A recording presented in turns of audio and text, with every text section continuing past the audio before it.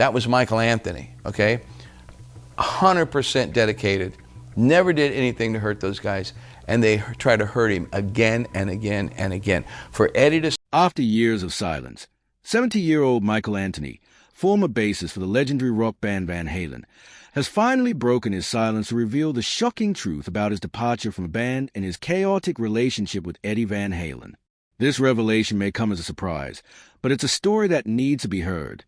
Michael Anthony developed a love for music at an early age, thanks to his father, a trumpet player who deeply influenced him. Following in his father's footsteps, young Michael learned to play the trumpet, and music quickly became a major part of his life. Born in Chicago, Illinois, Anthony spent his early years moving from place to place until his family finally settled in Arcadia, California, in 1966, just next door to Pasadena, hometown of Alex and Eddie Van Halen. This move would prove pivotal, setting the stage for his future in music.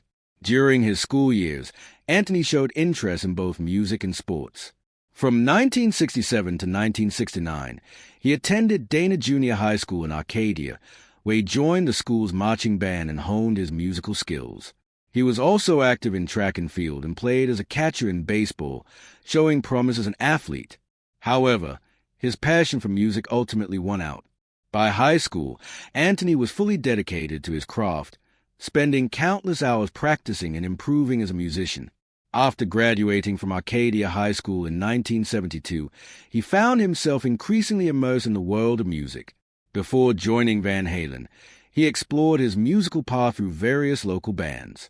As a teenager, Anthony initially wanted to play guitar, but since many of his friends already played guitar or drums, he chose to stand out by picking up the bass. A friend, Mike Hershey, gave him a Fender Mustang electric guitar, which Anthony modified by removing the two highest strings to use it as a bass. Later, his father gifted him a Victoria copy of a Fender Precision bass and a Gibson amplifier, giving him a more professional setup to grow his talent. Anthony admired legendary bassists like Jack Bruce of Cream, John Paul Jones of Led Zeppelin, and Harvey Brooks of Electric Flag, studying their styles to develop his own. Interestingly, although he was naturally left-handed, he taught himself to play the bass right-hand, a trait that made him even more unique. His musical journey began with a band called Poverty's Children, and he played in several other groups such as Black Opal, Bulls, and most significantly, Snake. Snake was a 3-member band where Anthony played bass and sang lead vocals, performing covers and some original songs. They often shared the local stage with Van Halen's early band, Mammoth. In one fateful concert at Pasadena High School, Snake opened for Mammoth. When Mammoth's PA system failed, Anthony generously offered Snake's equipment so the show could go on. This small act of kindness would unexpectedly open the door to his future. While studying music at Pasadena City College, Anthony once again crossed paths with Eddie Van Halen, who was also attending the school. Around this time, Mammoth was undergoing a lineup change. Their bassist Mark Stone had left the group. Eddie and Alex invited Anthony to jam with them, and he was instantly blown away by their talent. Their chemistry was undeniable, and after just one session, the Van Halen brothers asked him to join the band. Though some accounts suggest Anthony consulted his Snake bandmate Tony Cajano before making a decision, Anthony later clarified on his official website that he never hesitated. He accepted the offer immediately. This version of events became the widely accepted truth, marking the beginning of his legendary career with Van Halen. Michael Anthony had initially planned to continue his studies at a college in Santa Barbara after completing his time at Pasadena City College. However, once he became part of Van Halen, everything changed. His dedication to the band was so strong that he chose to drop out of school just before earning enough credits for his degree. Instead of pursuing traditional academic path, he poured all his energy into making music with Van Halen, a decision that would soon pay off in ways he could never have imagined. In 1974, Eddie Van Halen, Alex Van Halen, David Lee Roth, and Michael Anthony officially became known as Van Halen. Originally performing under the name Mammoth, they were forced to change it after discovering that another local band had already claimed the name. The newly christened Van Halen worked tirelessly to build a name for themselves, playing in clubs across Los Angeles and West Hollywood. Their talent eventually caught the attention of Gene Simmons from the band Kiss, who helped them record a 29-track demo. Their big break came in 1977 when they signed with Warner Brothers Records. On February 10, 1978, they released their self-titled debut album, Van Halen, which marked their explosive entry into the rock world. At the beginning, Anthony was considered a full member of the band, sharing 20% of the band's debts and earnings, including merchandise profits, alongside manager Noel Monk. However, things took a difficult turn in 1984 during the band's album tour. Tensions escalated, and Anthony was pressured by Roth and the Van Halen brothers into signing away his future songwriting credits and royalties. The agreement was made retroactive, meaning he also lost rights to earnings from the hugely successful 1984 album. According to Noel Monk, the deal was grossly unfair. He later wrote that if he had been in Anthony's shoes, he would have refused and even skipped that night's performance in protest. But Anthony didn't argue. Instead, he signed the documents while the other three members stood over him, costing him millions of dollars. Despite this betrayal, Anthony remained loyal to Van Halen for many years. Between 1978 and 1998, the band released 11 studio albums, along with a live album in 1993 and 2 greatest hits compilations. Outside of Van Halen, Anthony also lent his support to other musicians. In 1988, he helped produce a demo for his brother Bobby Lee's band, Asylum Suite, which had been active since 1984 and featured vocalist Michael Thomasfire. Anthony's guidance helped them refine their sound and progress in their career. By 1996, rumors swirled that Anthony had been fired from Van Halen, though he continued to work with the band. These speculations lingered for years until he officially left after the 2004 reunion tour with Sammy Hagar. In reality, his role in the band had already started to diminish during the recording of Van Halen 3 in 1998. Unlike previous albums, Anthony only played bass on 3 tracks, while Eddie handled bass duties on 6 others. Despite his limited involvement, Anthony was still credited as a songwriter and joined the band on tour that year. He also participated in 3 reunion attempts with David Lee Roth in 1996, 2000, and 2001, even contributing to early versions of songs that would later appear on A Different Kind of Truth. During this period, he remained connected to the band through newsletters and interviews, but eventually faded from the public eye. His next and final appearance with Van Halen came during the 2004 reunion tour before he left the band for good. After his departure, Michael Anthony continued his musical journey with Sammy Hagar, frequently joining him on solo tours. He performed with 2 of Hagar's bands, the Waboratas and Los Tres Gusanos.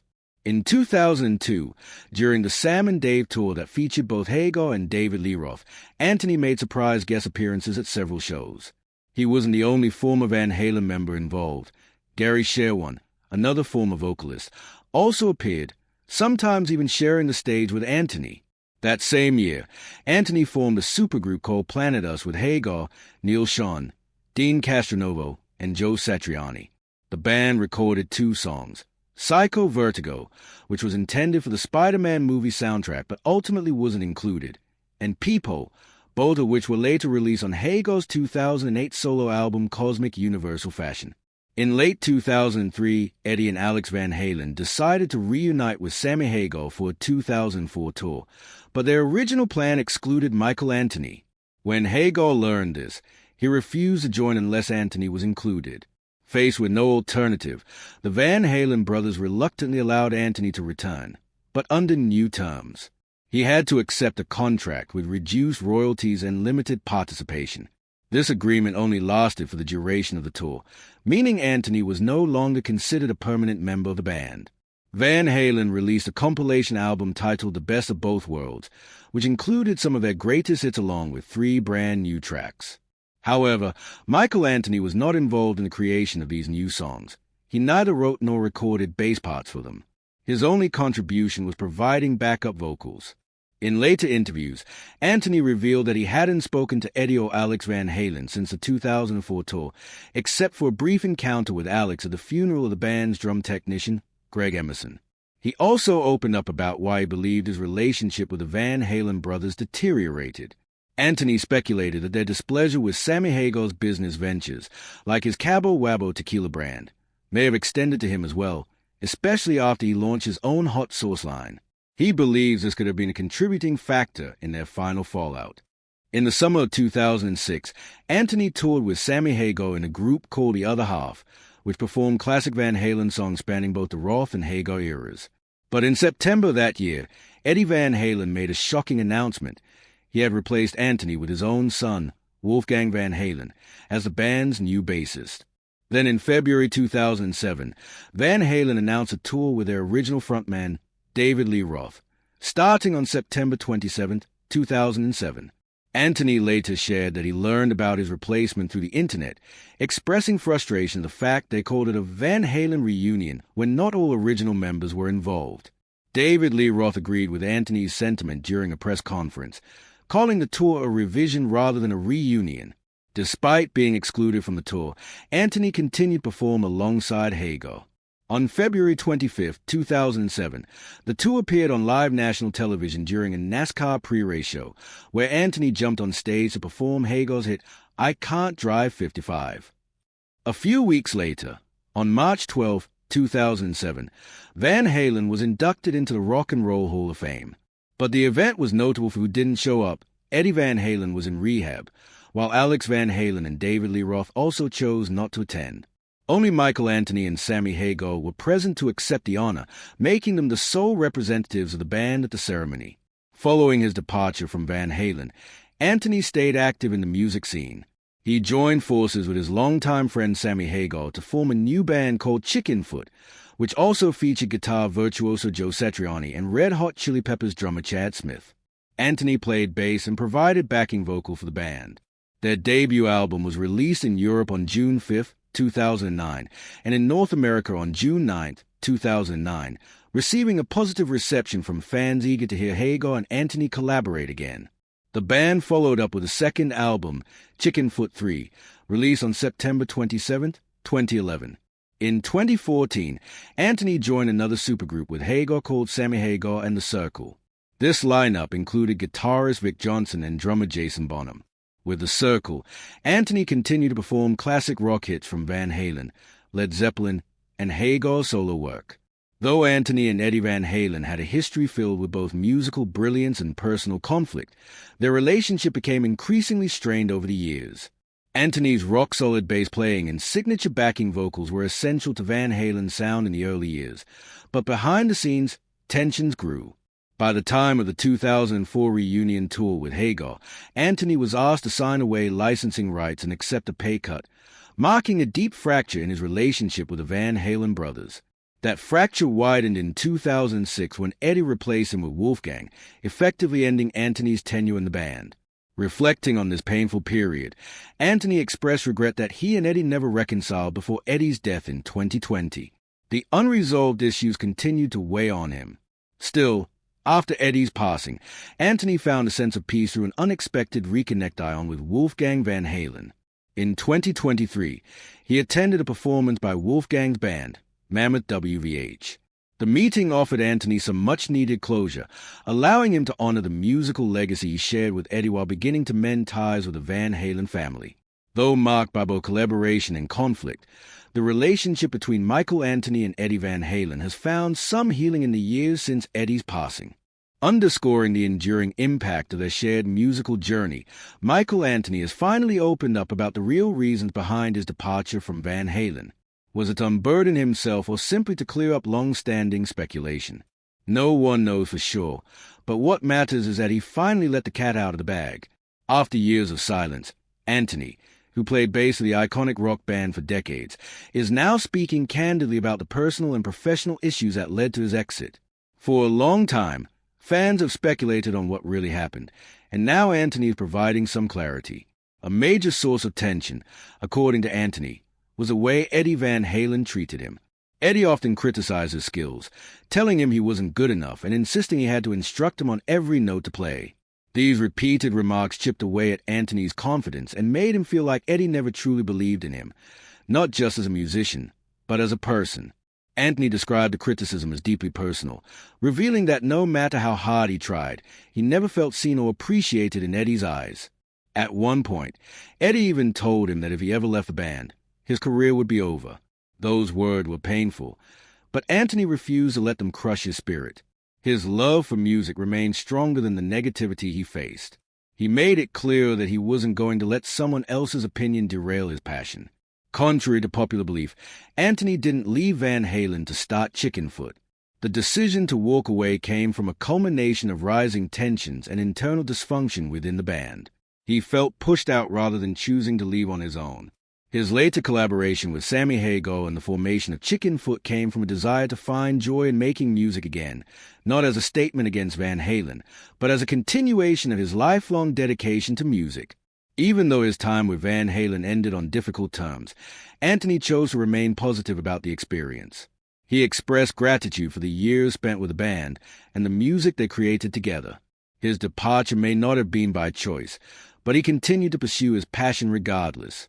Michael Anthony has proven that he didn't need Van Halen to continue his career. Despite the personal and professional challenges, especially with Eddie, he has stayed true to his love of playing bass and creating music.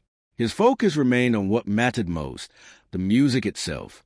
The strained relationship between Anthony and Eddie Van Halen came to a head during the band's 2004 tour. Tensions were exacerbated by Eddie's well-documented struggles with substance abuse and disagreements over Sammy Hagar's business ventures, particularly his Cabo Wabo tequila brand. Because Anthony supported Hagar's ventures and even launched his own hot sauce brand, he believes this may have added to the friction. During this period, Anthony was forced to give up his licensing rights to the Van Halen name and accept a pay cut, clear signs that his status in the band was rapidly declining.